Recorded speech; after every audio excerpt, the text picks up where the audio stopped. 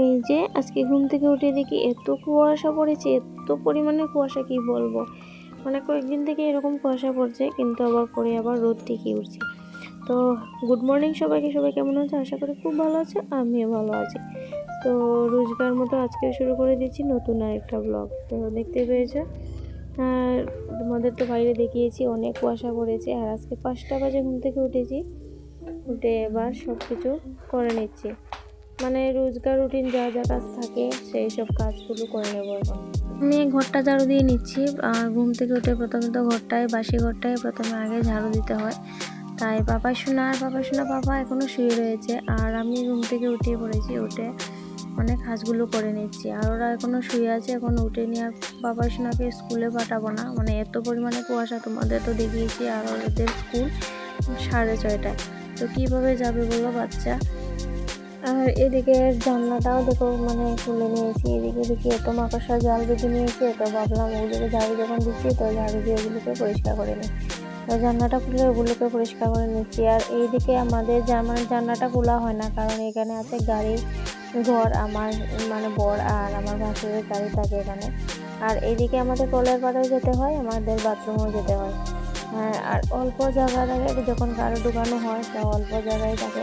এইদিকে যদি আমি জানলাটা খুলি তাহলে মানে কখন যে কার মাথায় লেগে মাথাটা মানে ফেটেও যেতে পারে, এমনটা হবে।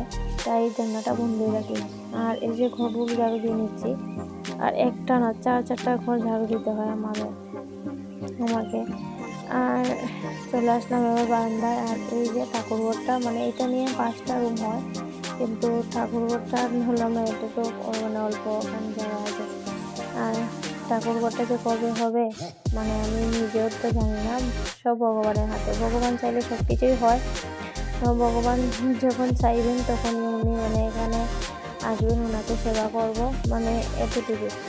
মানে করতে চাইলেও করতে পারছি না এমন অবস্থা। রান্নাঘরটা তাড়াহুড়োর মধ্যে করে নিয়েছি, কারণ তোমরা তো দেখতে পেয়েছো আমি যে রান্নাঘরে রান্না করি এখন। এই রান্নাঘরেই আগে রান্না করতাম। এই রান্নাঘরটা মানে অনেক পুরনো, কখন মানে ঝড় আসবে, কখন ভেঙে যাবে এমন অবস্থা। তাই রান্নাঘরটা তাড়াতাড়ি করে নিয়েছিলাম। আর এই ঘরটা হয়ে গেছে। আর ভেবেছিলাম করে নেবো, কিন্তু কীভাবে করবো। আর একটার পর একটা লেগেই আছে, একটার পর একটা বিপদ। প্রথমেই পাপাই সোনাকে নিয়ে শিলচর চলে গেছিলাম, ওর টাইফয়েড হয়ে গেছিলো। তো পাপাই সোনাকে নিয়ে শিলচর ভর্তিছিলাম অনেকদিন। তো তখন আমি ভিডিও মানে তখন আমার চ্যানেল ছিল না, ইউটিউব চ্যানেলটা তখন আমার ছিল না। আর তারপর ওর পাপার অ্যাক্সিডেন্ট হয়ে যায়। তারপর ওর পাপা পুরো 3-4 মাস ঘরে থাকে। মানে একটার পর একটা বিপদ লেগেই ছিল। তো কীভাবে করবো তোমরাই বলো। আর আমার মানে ঠাকুর দিতে খুব ভালো লাগে, কিন্তু আমি কিছুতেই পারছি না। আমি শুধু চাচ্ছি যে কবে যে ঠাকুর দিকে মানে ঘরটা উঠবে, আর কবে যে ঠাকুর দেব। তো সব কিছু ভগবানের হাতে দিয়ে দিয়েছি, উনি যখন চাইবেন ওনাকে দেব।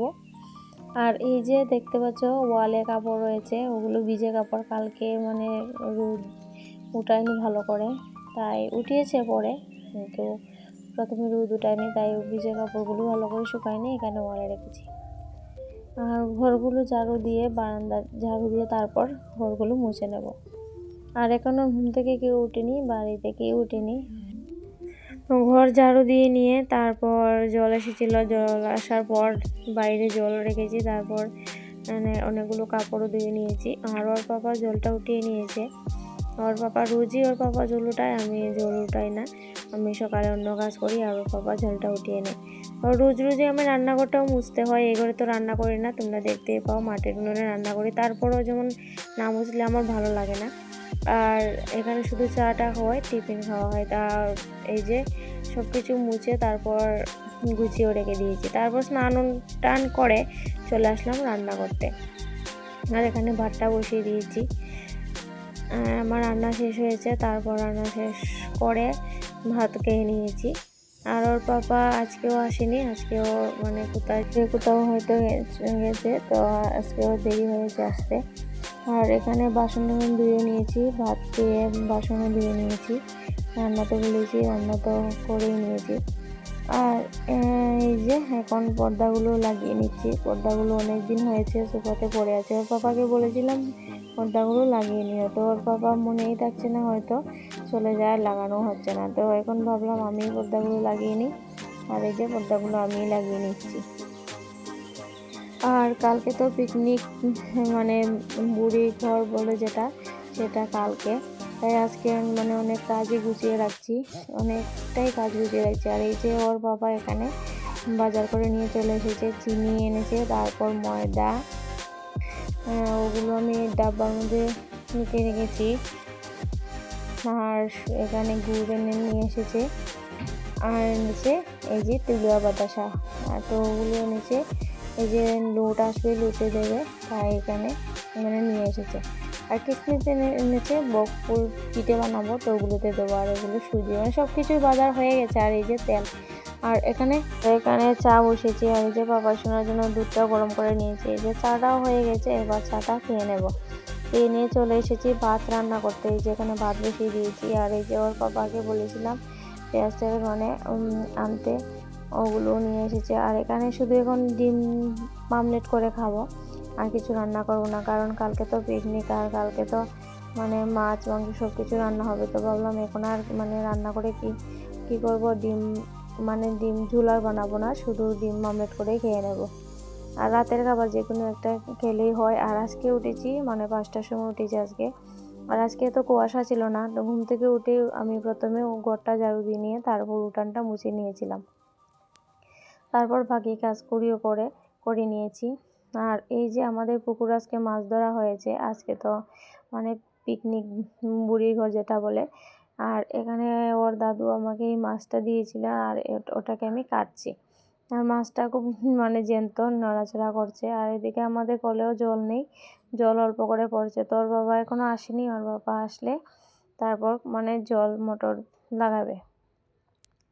আর এই যে মাছটা কাটা হয়ে গেছে আমার, মানে পুরো কাটা হয়নি, শুধু মানে টুকরো করে রেখেছি। তো ওগুলোকে পিস পিস করে নেব।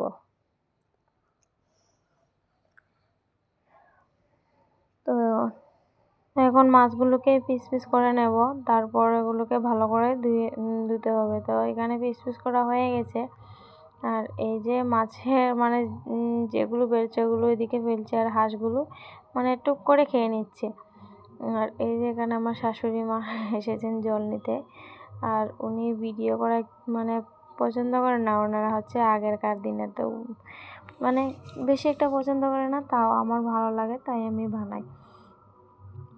আর এই যে এখানে মাছের তেল বেরিয়েছে কিছুটা, আর ওর থেকে মানে কিছু মানে যা নোংরা ওগুলো আমি এদিকে ফেলেছি, আর হাঁসগুলো খেয়ে নিচ্ছে। আর এখনও আমি স্নানও করিনি, রান্নাঘরটাও রয়ে গেছিলো। তো মাছ কেটে ধুয়ে রেখে তারপর রান্নাঘরটা মুছেছি। আর মাছ মানে কাটতে অনেক সময় লাগে আমার, কেটে তারপর ভালো করে ধুয়ে তারপর নিয়ে আসি। আর যতক্ষণ মাছগুলো আমার পরিষ্কার হচ্ছে না, ততক্ষণ আমি মানে ধুতেই থাকি। আর ভালো করে পরিষ্কার করে তারপর মাছগুলো নিয়ে চলে এলাম। আর এবার রান্নাঘরটা মুছে নিচ্ছি। আর এই যে আজকে বেড়াগুলো মুছে নেব, কারণ কালকে তো সংক্রান্তি, কালকে কীর্তন আসবে, কিন্তু আজকে তো পিঠে বানানো হবে সব কিছুই।